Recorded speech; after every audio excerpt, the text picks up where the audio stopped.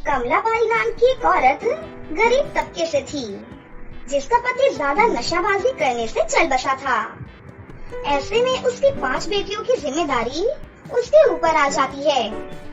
उनकी मकान मालकिन उन्हें घर से बेघर कर देती है, जिसके बाद कमलाबाई अपनी 5 बेटियां, जो कि 2 नैना और सुनैना 4 से 5 साल की थीं, और आरती, पायल और सपना 9 से 12 साल की उम्र की थी, रोड पर अपने बच्चों के साथ भटकते हुए वो पेड़ के नीचे बैठ जाती है, जहाँ उसकी छोटी बेटी सुनैना कहती है, माँ बहुत भूख लगी है, कुछ खिला दो ना माँ। हाँ माँ, अब तो पेट में चूहे दूध रहे हैं। माँ, ये कब तुतलाना छोड़ेंगी? बेटा, ये अभी बहुत छोटी हैं, जब ये बड़ी हो जाएंगी तो ऐसे नहीं बोलेंगी। माँ, पेट में बहुत तेज दर्द हो रहा है और दीदी मजाक उड़ा रही है। इन्हें पता नहीं मुझे कितनी भूख लगी है, सुबह से कुछ नहीं खाया हम सबने। माँ, भूख लगी है, कुछ खिला दीजिए ना, सुबह से बहुत चल रही हैं, अब तो पैरों में भी दर्द हो रहा है। पापा के जाने के बाद इतना कुछ हमारे साथ हो रहा है। माँ, कोई बात नहीं बेटा, फिलहाल तुम सबकी सुरक्षा के लिए पहले मुझे कोई जगह देखनी होगी। थोड़ा सा बच्चों और आगे चलो, मैं वहीं से खाना खिला देती हूँ तुम्हें। माँ, मेरे पैरों में बहुत तेज दर्द हो रहा है। आजा, मैं तुझे अपनी गोद में ले लेती हूँ। तभी कमलाबाई अपनी छोटी बेटी को गोद में लिए बाकी बच्चों के साथ आगे आगे चलती है, जहाँ हैंडपंप से वो उन्हें पानी पिला देती है और मंदिर के बाहर बट रहे खाने से अपने बच्चों को खाना खिला देती है, जिसके बाद उसके भूखे बच्चे और खाना मांगने लगते हैं। तभी पुजारी जी कहते हैं, अरे तुझे और तेरी बहन को मैंने 3 बार खाना दे दिया, अब क्या भंडारे के नाम पर सारा भंडारा तुझे ही खिला दूं? चल निकल यहाँ से, पता नहीं ये भिखारी कहाँ से आ जाते हैं। तुम्हारी जगह रोड और कचरे में है, भागो यहाँ से। पंडित जी, ऐसा मत कीजिए, प्लीज, बहुत भूख लगी है। पंडित जी, मैं आपके आगे हाथ जोड़कर कहती हूँ, मेरे बच्चों को खाना खिला दीजिए, बहुत दिनों से वो भूखे हैं, इसके बाद भी खाना कितने दिन तक नहीं मिलेगा ये भी नहीं पता। लगता है तुम भिखारी ऐसे नहीं मानोगी, तुम्हें धक्के मार कर यहाँ से निकालना पड़ेगा। तभी पुजारी उन्हें धक्के मारकर 5 बहनों समेत माँ को बाहर निकाल देता है, जिसके बाद वो फिर से भटकने लगते हैं। तेज बारिश आती है तो वो अपने बच्चों को एक पेड़ के नीचे लाकर खड़ा कर देती है, जहाँ पर सभी भीग जाते हैं और आरती और पायल छींक मारती हैं। अच्छा माँ, बहुत ठंड लग रही है। माँ, मुझे तो बहुत कपकपी हो रही है, हमारे पास तो इस एक जोड़ी कपड़े के अलावा कुछ भी नहीं है। माँ, हमें कोई घर में रहना चाहिए ना माँ, दोनों छोटी बीमार पड़ जाएंगी। तुम सब चिंता मत करो बच्चों, इस बारिश के कम होते ही मैं कोई न कोई जगह ढूंढ लूंगी जहाँ तुम सभी रह सको।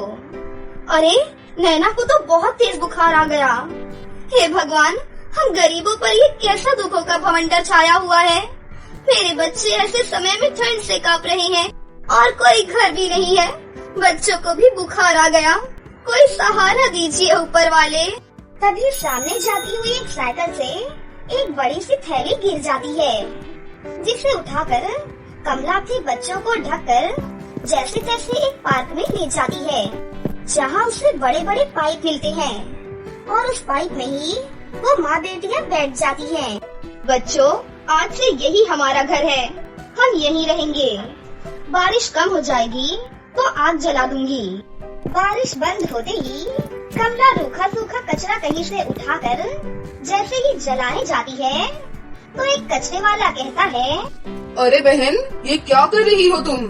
इसे जलाओ मत, सामने वाली दुकान पर इसे बेच दो, कम से कम तुम्हें इसके 20 से 30 रुपए मिल जाएंगे। कहा भैया, क्या सच में? भैया, इसके पैसे मिलेंगे?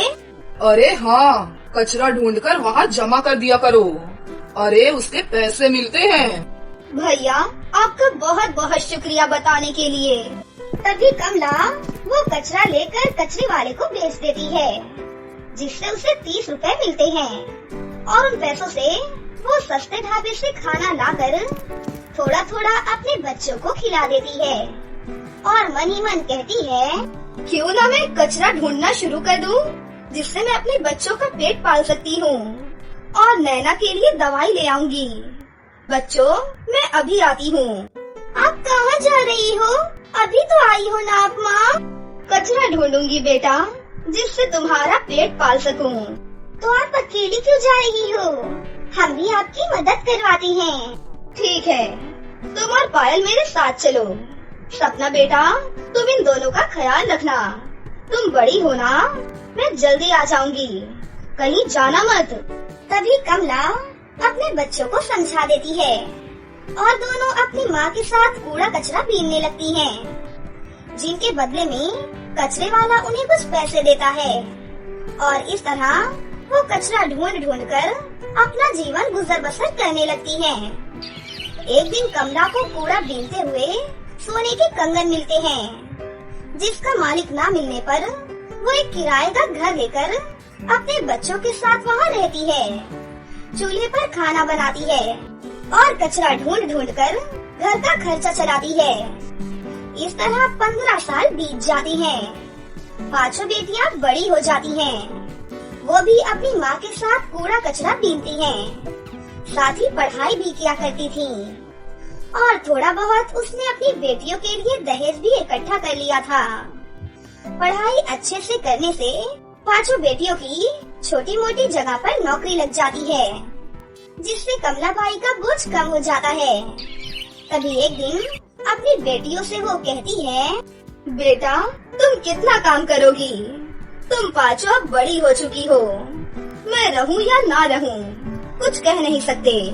शरीर में जान नहीं है, इसलिए तुम 5 के लिए मैंने एक बहुत अच्छा रिश्ता देखा है। 5 भाई बहुत अच्छे हैं। शादी करके तुम वहाँ बहुत खुश रहोगी। तुम्हें मंजूर तो है ना बेटा? माँ, आपने हमारे लिए जैसा भी रिश्ता देखा है हमें मंजूर है, क्योंकि आप हमारे लिए कभी भी कुछ गलत नहीं कर सकती। कुछ दिन के बाद उनके छोटे से घर में उन 5 बेटों की माँ करिश्मा आकर उससे कहती है, देखिए बहन जी, मुझे आपकी बेटियाँ बहुत पसंद हैं। गोरी हैं, बाहर का काम काज भी करना जानती हैं। इसी वजह से मैं अपने बेटों की शादी कराने के लिए तैयार हूँ, पर आप थोड़ा बहुत दहेज का सामान भी रखिएगा। आप चिंता मत कीजिए, 5 बेटियों के हिसाब से मेरे पास जो भी है मैं सब कुछ करूँगी। आप शादी की तैयारी कीजिए। ये सुनकर करिश्मा वहाँ से चली जाती है। अगले हफ्ते कमलाबाई की 5 बेटियों की शादी करिश्मा के 5 बेटों से हो जाती है। तभी विदाई के समय दहेज का सामान देकर करिश्मा विदाई रोक कर कहती है, माफ कीजिए कमला बहन, लेकिन हम आपकी बेटियों को विदा करके घर नहीं ले जा सकते। आपने कहा था कि अच्छे से दहेज वगैरह देंगे, लेकिन ये सब क्या है? 5 बेटियों के नाम पर आपने टीवी, अलमारी, बेड दे दिया। बस, न फ्रिज है न एसी है, हाथ पर पैसे भी 20,000 रुपए रखे हैं। 5 बेटियों के हिसाब से 5 जगह दहेज भी तो दे देती। बहन जी, मुझसे जितना हो पाया मैंने उतना कर दिया।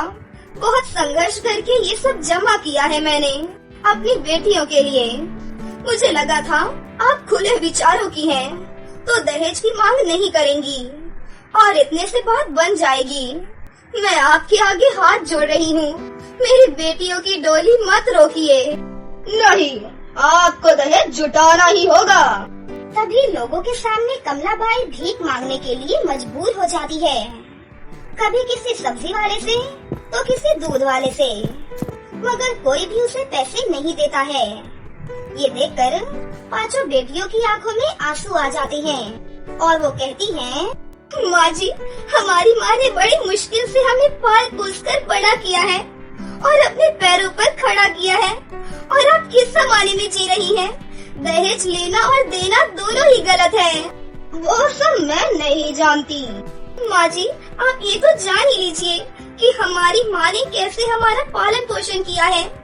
पाइप में रहते थे, कचरा बीनकर हमें खाना खिलाया है, पढ़ाया है, काबिल बनाया है। कभी कभी तो खाने के लिए भी कुछ नहीं होता था, फिर भी जैसे तैसे दहेज जमा किया है। माँ जी, क्या आपके बेटे इतने नाकारा हैं कि उन्हें दहेज की जरूरत है? नहीं ना, आप ही बताइए मनोज जी। हाँ माँ, आपके बेटे बहुत कमाऊ हैं। उन्हें दहेज नहीं चाहिए। इनकी माँ ने बहुत संघर्ष करके अकेले ही इन पांचों को पाला पोसा है। कचरा बीन कर सालों तक गुजारा करना बहुत हिम्मत का काम होता है। और माँ, एक माँ अपनी पांचों बेटियाँ दे रही है, जो कि बेहद अनमोल होती हैं। सबसे बड़ी दुनिया की दौलत होती है। तो और क्या चाहिए हमें? प्लीज माँ, अपनी बहुओं को घर ले चलिए। तुम्हारे मुंह से ये सब बातें सुनकर मुझे एहसास हुआ कि मैंने अपने बच्चों की अच्छी परवरिश की है। कमला बहन और बहुओं बेटो, मुझे माफ कर दो। पता नहीं मैंने ये सब क्यों बोला। मुझे कोई दहेज नहीं चाहिए। सबसे कीमती अनमोल तो तुम ही हो, जो मेरे घर को स्वर्ग बनाकर रखोगी। चलो बेटा, बहुओं को अपने घर ले चलो। शुक्रिया बहन जी। माँ, हम सबको इतने प्यार और अच्छी परवरिश से पालने के लिए आपका बहुत बहुत शुक्रिया। तभी पांचों बेटियाँ अपनी माँ के गले लगकर रोने लगती हैं और अपने जीवन साथियों के साथ विदा होकर अपने नए जीवन की शुरुआत करती हैं, जिसके बाद वो सभी हंसी खुशी से रहने लगती हैं। शिवानी की सहेली अनीता की शादी जयपुर में हुई थी। शादी के बाद अनीता का फोन आता है। हेलो शिवानी, मैं अनीता बोल रही हूँ। अनीता, कैसी है तू? शादी के बाद तो तू मुझे भूल ही गई। वैसे जयपुर का मौसम कैसा है? शिवानी, मैं जयपुर में नहीं, मुंबई में हूँ, मायके में। इसीलिए तो तुझे फोन किया है। तुझसे मिलने का बहुत मन था। क्या तू मुंबई आई हुई है? चल, मैं थोड़ी देर में तुझसे मिलने आती हूँ। शिवानी अनीता से मिलने जाती है, पर वो अनीता की ससुराल की बातें सुनकर घबरा जाती है। क्या तुझे ससुराल में इतना काम करना पड़ता है? तो और क्या, शादी के बाद तो मेरी लाइफ बहुत ही बंद सी गई है। वही सुबह 5 बजे सोकर उठो, फिर घर के सारे काम करो, दिन भर सास ससुर नंद सबके ताने सुनो। इतना करने के बाद भी कोई 2 मीठे बोल नहीं बोलता। हर चीज में टोका टोकी करना। मेरी सास तो इतनी तेज है कि हर समय मेरे पीछे पड़ी रहती हैं। जरा देर के लिए फोन पकड़कर बैठूं तो 10 बातें सुना देती हैं कि तू फोन में लगी है, कोई काम नहीं करती। इतना फोन में लगना अच्छा नहीं होता, इतना टीवी देखना अच्छा नहीं होता। मुझे तो तेरी बातें सुनकर बहुत डर लग रहा है। क्या ससुराल ऐसा होता है? वही तो, पहले मैं सोचती थी कि शादी होगी तो मजे करूंगी, हस्बैंड के साथ घूम कर आऊंगी, पिक्चर देखने जाऊंगी, होटल में खाना खाऊंगी। पर हमारे यहाँ तो मजाल है कि बाजार से दाल भी आ जाए। जब देखो माँ जी यही कहती हैं, घर पर बनाओ बहू, घर का खाना अच्छा होता है। होटल भी नहीं जाने देती हैं और ऊपर से मेरी नंद और पड़ोसी रिश्तेदार रोज हमारे घर पर आए रहते हैं। जब देखो मेरी सास हुक्म चलाते रहती हैं, बहू ये बना लो, बहू वो बना लो। बस मैं तो बहू कम और नौकरानी ज्यादा बन गई हूँ ससुराल जाकर। मुझे तो तेरी बातें सुनकर बहुत घबराहट हो रही है अनीता। सचमुच ससुराल जाना कितना खतरनाक है। मेरा बस चले तो मैं तो ससुराल ही नहीं जाऊंगी। चल पागल, हर एक लड़की को एक ना एक दिन शादी करके अपने ससुराल जाना ही पड़ता है। और तू वैसे भी आंटी जी और अंकल जी को जानती है, वो तो और 6 महीने बाद तेरी शादी भी कर ही देंगे। अब तू भी तैयार हो जा ससुराल जाकर ये सब झेलने के लिए। अनीता की बातें सुनकर शिवानी बहुत डर गई थी। उसने तो ठान लिया था कि वो ससुराल नहीं जाएगी, पर उसके मम्मी पापा उसके लिए लड़का देख रहे थे। शिवानी बेटा, तुझे कितने लड़के दिखाएं, पर तुझे कोई लड़का पसंद क्यों नहीं आता है? कल मिस्टर अशोक का लड़का अजय, वो तो दिखने में बहुत अच्छा था और उसका काम भी बहुत अच्छा था, फिर तुमने उससे रिश्ते के लिए मना क्यों कर दिया? मम्मी, मुझे शादी नहीं करनी है। अनीता कह रही थी कि शादी के बाद जल्दी सोकर उठना होता है। यहाँ पर तो मैं 12 बजे तक बेफिक्र होकर सोई रहती हूँ। तुम मुझे बार बार आकर उठाती हो, पर मुझे कोई डर नहीं होता, क्योंकि मेरी माँ मुझे उठा रही होती है। और तुमसे तो मैं लड़ झगड़ भी लूंगी, पर वहाँ तो मैं बिल्कुल अकेली हो जाऊंगी। ऐसा नहीं है शिवानी बेटा, ससुराल ही बेटी का असली घर होता है और बेटी को अपने ससुराल को ही एक न एक दिन अपना घर बनाना होता है। और फिर धीरे धीरे एक दिन ऐसा आएगा जब मैं तुझे बुलाती रहूंगी और तू मुझसे कहेगी कि मम्मी, मेरे पास टाइम नहीं है, मैं अपने परिवार में व्यस्त हूँ। पता है, ऐसा ही होता है। नहीं मम्मी, मुझे नहीं जाना। मैंने बोल दिया ना, मेरा मन नहीं है अभी शादी का। मुझे अपनी लाइफ को बांधना नहीं है। शिवानी बिटिया, कहाँ है? ये देख, मैं तेरे लिए गर्मा गर्म छोले भटूरे लेकर आया हूँ। पड़ोस में हलवाई की एक नई दुकान खुली है। मैंने सोचा तू सोकर उठ गई होगी, तो इससे बढ़िया गरम गरम नाश्ता और क्या हो सकता है। चल अब जल्दी से उठ जा और खा ले। देखा मम्मी, यहाँ आप लोग मेरा कितना ख्याल रखते हो। मेरे कहे बिना मेरे सामने इतनी सारी चीजें हाजिर हो जाती हैं। क्या ये सब वहाँ होगा? मुझे अपने मम्मी पापा को छोड़कर कहीं नहीं जाना है। पापा, मम्मी को बोलो ना, मुझे अभी शादी नहीं करनी है। मुझे आप दोनों के साथ ही रहना है। अच्छा ठीक है, मत करो अभी शादी भाई, पर एक बार मेरे दोस्त आदेश, जो कि यही मुंबई में ही रहते हैं, उनके बेटे पवन से तो मिल लो। अगर लड़का पसंद ना आए तो तुम उसी समय मना कर देना। शिवानी लड़के को देखने के लिए मान जाती है। फिर लड़के वाले शिवानी को देखने आते हैं। शिवानी बेटा, तुम इतना घबरा क्यों रही हो? तुम तो हमें बहुत पसंद आई हो। भाई साहब, हमें ये रिश्ता मंजूर है। आपकी बिटिया बहुत प्यारी है। शिवानी पवन के साथ छत पर बात करने के लिए चली जाती है। शिवानी, तुम इतना घबरा क्यों रही हो? अगर तुम किसी और से प्यार करती हो तो तुम मुझे बता सकती हो। मैं अभी नीचे जाकर इस रिश्ते से इनकार कर दूंगा। नहीं, ऐसी कोई बात नहीं है। मैं बस आपसे एक सवाल करना चाहती हूँ। आप सब सुबह कितने बजे सोकर उठते हैं? क्या? ये कैसा सवाल है शिवानी? बताइए तो। जब तक आप इस सवाल का उत्तर नहीं देंगे, तब तक मैं शादी के लिए हाँ नहीं करूँगी।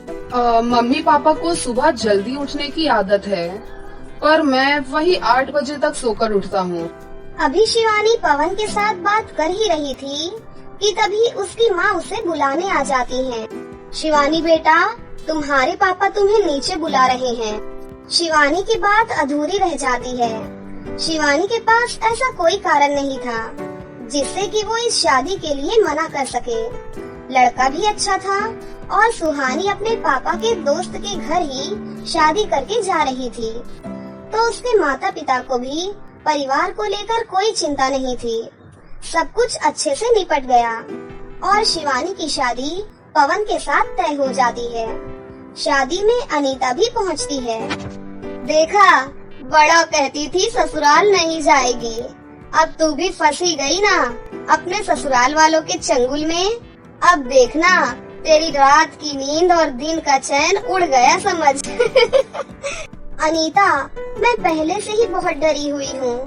अब तू जले पर नमक तो मत छिड़क। आज मेरी शादी है, प्लीज आज तो मेरी टांग मत खींच। चल, नहीं खींच रही टांग। मेरे साथ फोटो तो खिंचवा ले। शिवानी मन में ना जाने कितना डर लेकर ससुराल पहुँचती है। उसके मन में यही सवाल चल रहे थे कि वो अपने ससुराल में कैसे रहेगी। सब कुछ बदल गया था। उसके मम्मी पापा आसपास नहीं थे। नए चेहरे सास ससुर के रूप में उसके सामने थे।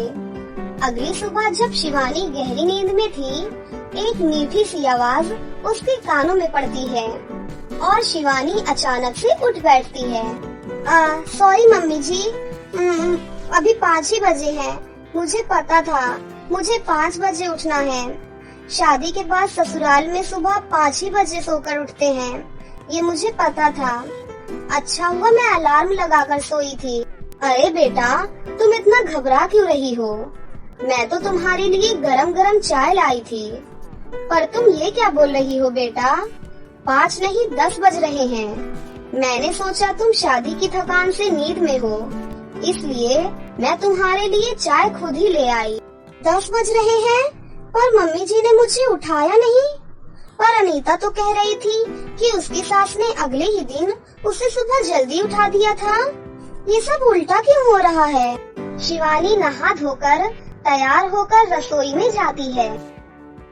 शिवानी बेटा, तुम डाइनिंग टेबल पर बैठो। देखो, तुम्हारे ससुर जी तुम्हारे लिए रबड़ी, जलेबी, ढोकला और पता नहीं क्या क्या नाश्ता लेकर आ गए हैं। इन्हें पता ही नहीं था कि मैंने तुम्हारे लिए नाश्ते में आलू पूरी बनाई है। अब ये सब तुम्हें ही खत्म करना है। कितनी दुबली पतली हो बेटा, खाने के मामले में सोचा मत करो। जो भी खाना है तुम्हारा अपना घर है, सब कुछ खुला है, तुम कुछ भी खाओ, यहाँ कोई रोक टोक नहीं है। ये तुम्हारा अपना घर है। मैं ससुराल को लेकर कितनी गलतफहमी में थी। हर कोई एक सा नहीं होता, सबका अपना स्वभाव होता है और ससुराल को अपना बनाना तो एक लड़की के हाथ में होता है। ये बात मुझे समझ में आ गई है। मैं अनीता को भी समझा दूंगी कि वो अपने ससुराल को अपना घर समझकर रहे। शिवानी अपने ससुराल में बहुत खुश थी। ससुराल वालों के प्रति जो डर अनीता ने उसके मन में डाला था, वो डर अब निकल चुका था। शिवानी अनीता को भी समझाती है कि वो अपने ससुराल को अपना घर मानकर रहे, तो उसे भी प्यार जरूर मिलेगा। हीरपुर नाम के एक गाँव में रागिनी और अदिति अपने माता पिता के साथ रहती थीं। उसके पिता शहर में एक बहुत अच्छी कंपनी में काम करते थे। उनके घर में किसी भी प्रकार की कोई कमी नहीं थी। दोनों बहनें शहर के एक अच्छे से स्कूल में पढ़ती थीं। रागिनी दिल की बहुत अच्छी लड़की थी, वहीं अदिति बहुत ही घमंडी और एक मतलबी लड़की थी। उसे हमेशा दिखावा करना बहुत अच्छा लगता था। वो बहुत सारे पैसे स्कूल लेकर जाती थी और सारे पैसे अपने दोस्तों में उड़ा देती थी। एक दिन उसके माता पिता कहीं जा रहे थे, तभी उनकी कार का एक्सीडेंट हो जाता है और उन्हें एम्बुलेंस से हॉस्पिटल लेकर जाया जाता है। जब ये बात दोनों बहनों को पता चलती है, तो वो दौड़ी दौड़ी अपने माता पिता से मिलने जाती हैं। उनके पिता की उसी समय मृत्यु हो चुकी थी, लेकिन माँ की अभी आखिरी सांसें चल रही थी। बेटा, हम दोनों अब हमेशा के लिए जा रहे हैं, इसीलिए तुम दोनों बहनें हमेशा साथ रहना। बेटा रागिनी, अदिति अभी बहुत छोटी है, ये तुम्हारी जिम्मेदारी है। तुम उसे माँ की कमी कभी भी महसूस नहीं होने देना। उसका बहुत अच्छे से ध्यान रखना बेटा। ऐसा कहकर उसकी माँ भी वहीं पर दम तोड़ देती है। कुछ दिनों बाद उनके बचे हुए पैसे भी खत्म हो जाते हैं। अरे, अब तो हमारे बचे हुए पैसे भी खत्म हो चुके हैं। अब मैं क्या करूँ? दीदी, माँ ने मेरी जिम्मेदारी आपके हाथों में दी है। अब कुछ भी करो, मुझे नहीं पता। मैं ये गरीबों वाली जिंदगी बिल्कुल नहीं जी सकती। आपको तो पता है ना मेरे कितने महंगे और बड़े बड़े शौक हैं। बहन, तू परेशान मत हो, बस अपनी पढ़ाई पर ध्यान दे। मैं कुछ न कुछ काम ढूंढ ही लूंगी। रागिनी हर जगह जाती है, लेकिन उसे कहीं भी काम नहीं मिलता। कुछ दिनों बाद उनके घर का मकान मालिक उनके घर पर आता है और उनसे कहता है, सुनो लड़कियों, जल्दी से मेरा घर खाली कर दो। मेरा घर कोई अनाथ आश्रम नहीं है। तुम्हें 3 महीने हो गए हैं, तुमने अभी तक मेरा किराया नहीं दिया। अंकल जी, हमें इस घर से मत निकालिए अंकल जी। हम दोनों बहनों का इस दुनिया में कोई भी नहीं है।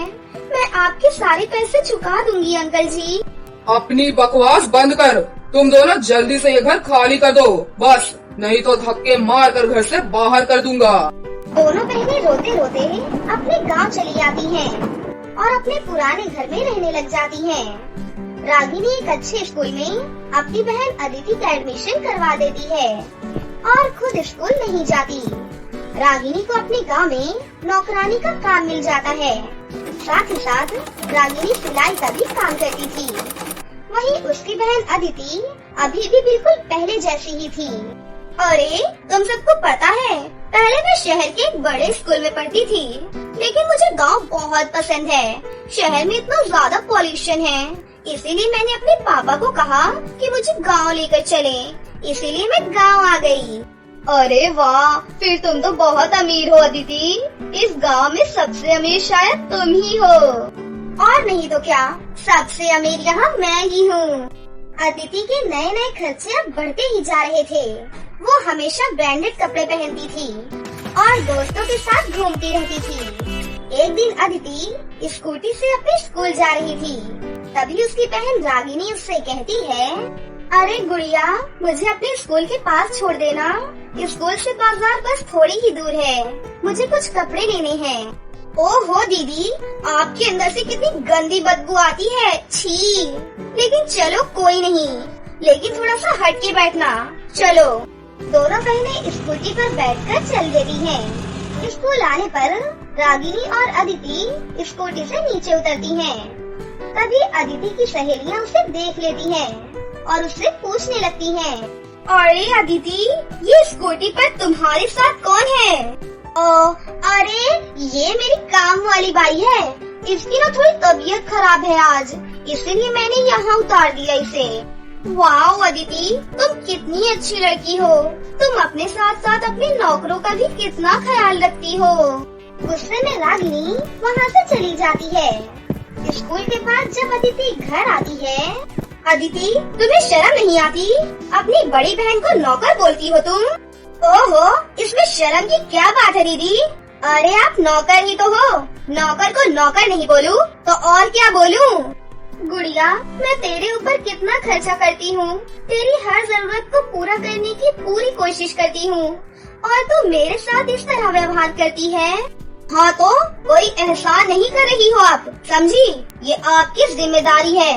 माँ ने मरते समय ये जिम्मेदारी आपको दी थी। मेरा ख्याल रखना आपकी जिम्मेदारी है। इतना कहकर अदिति वहाँ से चली जाती है। रागिनी दिन रात काम करते करते अब बहुत बीमार हो चुकी थी। अदिति, मुझे हॉस्पिटल लेकर चल बहन, मुझे सांस लेने में बहुत दिक्कत हो रही है। अरे दीदी, खुद चली जाओ ना, मेरे कुछ दोस्त आ रहे हैं, मुझे उनके साथ पार्टी में जाना है, मेरे पास अभी बिल्कुल भी समय नहीं है। इतना कहकर अदिति वहाँ से चली जाती है। रागिनी अकेले ही हॉस्पिटल जाती है। डॉक्टर रागिनी का चेकअप करते हैं और बोलते हैं, बेटा, आपको तो कैंसर है, आपके इलाज के लिए बहुत खर्चा आएगा, आप जल्दी से अपना इलाज करवा लो, नहीं तो कुछ अनहोनी हो सकती है। नहीं डॉक्टर, मुझे इलाज नहीं करवाना, मेरे पास इतने पैसे नहीं है डॉक्टर, थैंक यू। इतना कहकर रागिनी अपने घर वापस आ जाती है। इसी तरह काफी दिन और बीत जाते हैं। एक दिन अदिति की सहेली तन्वी उसके पास आती है। अरे अदिति, कुछ दिनों बाद मेरी बहन की शादी है, उस शादी में तुम्हें जरूर आना है। और हाँ, शादी में सबको लहंगा और कंगन पहनना है, इसीलिए तुम भी लहंगा और कंगन पहन कर आना। वैसे भी तुम तो बहुत अमीर हो, तुम तो सबसे सुंदर और सबसे महंगा ही लहंगा और कंगन पहन कर आओगी। अरे पैसों की कमी थोड़ी ना है मेरे पास, तुम चिंता मत करो, मैं लहंगा और कंगन पहन कर ही आऊंगी। सबसे सुंदर और ब्रांडेड लहंगा और कंगन मेरा ही होगा। अदिति अपने घर जाती है और अपनी दीदी से बोलती है, दीदी मुझे जल्दी से कुछ पैसे दे दो, मुझे अपने लिए ब्रांडेड लहंगा और कंगन खरीदना है। मेरी फ्रेंड की बहन की शादी है, मुझे उसमें लहंगा और कंगन पहनकर जाना है। अदिति, मेरे पास पैसे नहीं है बहन, थोड़े पैसे थे, वो मेरी दवाई और इलाज में खर्च हो गए। अरे आपको दवाई लेने की क्या जरूरत थी दीदी, मुझे तो आप कहीं से भी बीमार नहीं लगती। अरे इतनी हट्टी कट्टी नजर आती हो, फालतू में ही फिजूल खर्ची करते रहती हो। मेरी चीजों के लिए तो आपके पास बिल्कुल भी पैसे नहीं होते। मैं सच बोल रही हूँ बहन, मेरे पास कोई पैसा नहीं है। मैं एक काम करती हूँ, तेरे लिए लहंगा खुद सिल देती हूँ और माँ का कंगन भी दे देती हूँ। अरे आपने मुझे अपनी तरह गवार समझा है क्या, जब मैं आपका सिला हुआ घटिया लहंगा और माँ का पुराना कंगन पहनकर जाऊंगी? सब मुझ पर कितना हंसेंगे ये पता है आपको। गुस्से में अदिति अपने कमरे में चली जाती है और रागिनी पूरी रात बैठकर एक सुंदर सा लहंगा सिल देती है और अपनी माँ का कंगन भी रख देती है। अगले दिन अदिति फिर से पैसे लेने आती है। अदिति मेरी बहन, मुझे चक्कर आ रहे हैं, मुझे जल्दी से हॉस्पिटल ले चल बहन। ओहो, ये ड्रामे करना बंद करो और चुपचाप पैसे दो मुझे। रागिनी कुछ भी नहीं बोल पाती। तभी अदिति गुस्से में रागिनी को धक्का दे देती है और रागिनी जमीन पर गिर जाती है और गुस्से में अदिति वहाँ से चली जाती है। अदिति जब शाम को घर वापस आती है तो वो देखती है कि उसकी बहन रागिनी मर चुकी थी। अब अदिति पूरी तरह से अकेली रह जाती है। धीरे धीरे उसका सारा खाने का सामान और पैसे भी खत्म हो चुके थे। अब वो जगह जगह खाना मांगने लगी थी, लेकिन कोई भी अदिति को अब खाना भी नहीं देता था और ऊपर से उसके सभी दोस्त उसका मजाक भी उड़ाने लगे थे। मुझे माफ कर दो दीदी, मैंने आपके साथ बहुत गलत किया। आपने हमेशा मेरी सारी शर्तें पूरी की, लेकिन मैंने कभी भी आपको इज्जत नहीं दी। मुझे माफ कर दो दीदी, मुझे माफ कर दो। एक दिन अदिति अपनी बहन का सिला हुआ लहंगा और कंगन भी पहन लेती है। आज अगर दीदी होती तो मेरे लिए कितना अच्छा अच्छा खाना बनाती, मेरे साथ बैठकर खाना खाती। आज मुझे इतनी जोर से भूख लगी है, कोई मुझे खाना भी नहीं देता। क्या करूं मैं भगवान, क्या करूं? तभी उस लहंगे से एक आवाज आती है, मेरी बहन मैं यही हूँ और ये एक जादुई लहंगा है, ये तुम्हारी सारी इच्छाएं पूरी करेगा। उसके बाद से अदिति खुशी खुशी उस जादुई लहंगे के साथ रहने लग जाती है। अब अदिति लहंगे की सहायता से गरीब लोगों की मदद करने लगी थी और खुशी खुशी अपनी बहन के लहंगे के साथ रहने लगी थी।